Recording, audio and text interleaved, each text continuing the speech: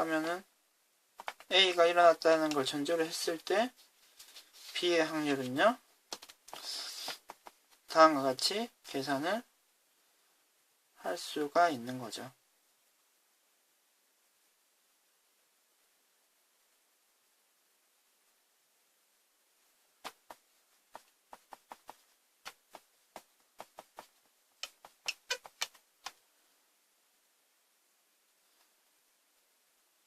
그러면 이 내용을 지금 NS로 위아래를 나누어주면 어떻게 표현이 가능합니까? 그렇죠? PA, P, 교집합 P로 표현이 가능하죠. 결국 우리가 조건부 확률을 다음과 같이 개수를 확인해서 계산도 할 수 있지만 PA 확률분의 PA 교비의 확률, 곱사건의 확률로도 계산을 할 수 있는 것을 확인할 수 있습니다. 그러면 P의 다음도 우리가 이렇게 확인할 수 있겠죠. PB가 아래로 내려가고요. 이런 경우는요, 위에는 곱사건이 올라간다 라고 생각할 수도 있겠습니다. 그러면은 지금 위의 식을 해서 우리가 다음 식을 유출을 한번 해볼 수가 있습니다. PA 교 P는요, PA 곱하기 P가 되고요.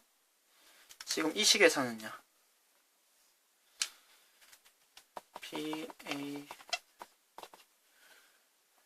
PB 곱하기 P라고 확인할 수 있습니다. 괜찮습니까? 결국 곱사건은 A, B의 곱사건은 다음과 같이 계산을 할 수 있다는 것을 확인할 수 있고요. 이 내용이 확률의 곱셈 정리입니다. 그러면 우리가 조건부 확률식을 변형을 해서 이 곱사건을 이와 같이 계산할 수 있다는 것을 확인을 했는데요. 특별히 이 내용이 우리가 모르던 내용이 아닙니다. 무슨 말이냐 하면 다음과 같은 예시를 한번 봅시다.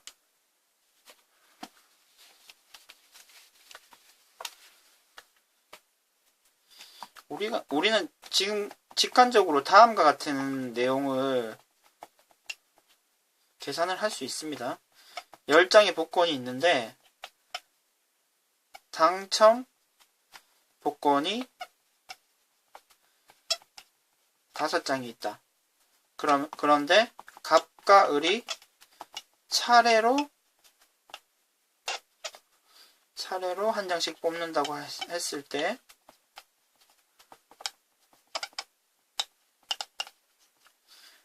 을이 당첨 제비를 뽑을 확률은 얼마가 됩니까?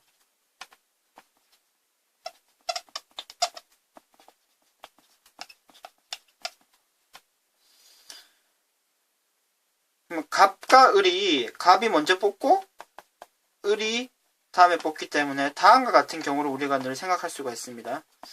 그러니까 갑이 당첨 제비를 뽑고 난 다음에 을이 뽑을 수도 있죠. 근데 갑은 뽑지 못했는데 을은 뽑을 수 있죠. 그러면 을이 당첨 제비를 뽑는 확률은 다음과 같이 두 가지 경우가 있을 거고요. 그럼 갑이 당첨 제비를 뽑을 확률은요, 10분의 5인데 뽑고 난 다음에 을이 당첨 제비를 뽑을 확률은요, 지금 당첨 제비가 하나가 줄었죠. 9분의 4 이렇게 계산할 것입니다. 그리고 갑이 뽑고 을도 뽑아야 되기 때문에 곱하기 처리를 해주는 게 맞죠. 갑이 못 뽑을 확률은 10분의 5가 되고요.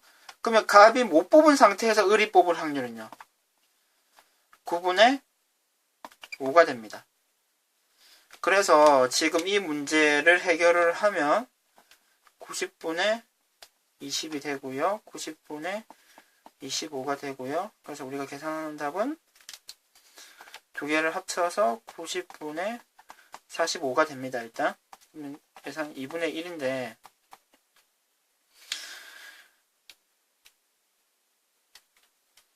지금 그러면 갑이 당첨 제비 뽑을 확률은 얼마입니까? 10장 중에 5장이기 때문에 2분의 1이 되는 거죠. 결국 우리가 먼저 뽑든지 나중에 뽑든지 당첨 제비를 뽑을 확률은 변화가 없다는 것을 일단 확인을 할 수 있고요. 지금 그리고 조건부 확률과 관련해서 이 문제를 해석을 하면 지금 을이 당첨 제비를 뽑을 확률이 지금 앞에 사건에 따라서 영향을 받는 거죠. 사건의 그 확률이 계산되는 확률이 달라지는 것을 확인할 수가 있습니다. 이러한 같은 경우를 지금 두 사건, 갑이 뽑을 사건과 을이 뽑을 사건이 두 개가 종속된 거죠. 지금 영향을 미치니까요. 그러면 지금 이렇게 계산하는 것이 결국 이와 같은 영향을 받은 상태에서의 확률이라는 것을 확인하실 수 있을 것입니다. 그러니까 우리가 조건부 확률을 지금 공부를 했는데 조건부 확률이 특별하게 우리가 모르던 내용이 아닌데 그럼 실제 여러분들이 문제를 푸실 때는 굳이 꼭 조건부 확률이다 이런 문제를 풀 때 이건 조건부 확률이니까 어떻게 계산해야 된다 이렇게 생각하기보다는 자연스럽게 지금까지 공부한 대로 이런 식으로 확인을 해서 바로 계산을 해주면 굳이 조건부 확률인지 아닌지를 따지지 않더라도 괜찮습니다. 그러면 이상 수업을 마치도록 하겠습니다.